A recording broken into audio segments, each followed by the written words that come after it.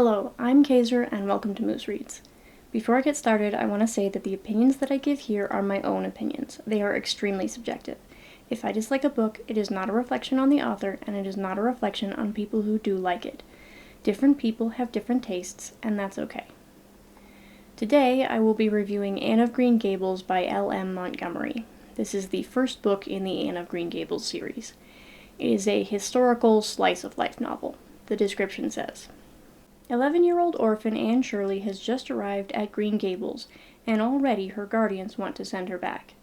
First, she's not the boy the Cuthberts expected. Second, she talks too much.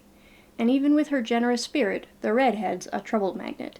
She gets the neighbor drunk and nearly poisons the pastor. Still, despite a rocky start, the fiery Anne wins over her guardians and her new community. She enjoys life at Green Gables, excels in school, and earns a coveted scholarship. But when tragedy hits, Anne must choose between her dreams and the only home she's ever known.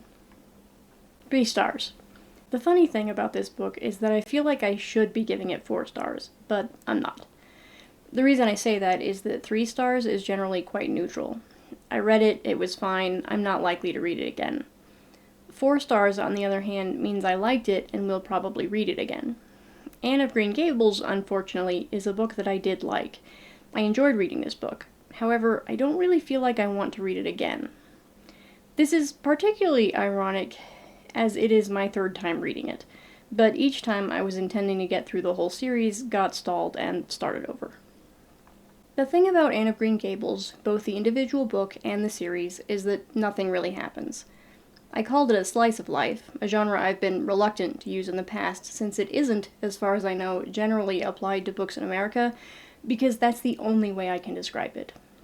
The first book, and possibly the second book, could be called coming-of-age novels, but the rest of them sure can't. It really is just Anne living her life. People throw the word cozy around a lot these days, but this book is cozy.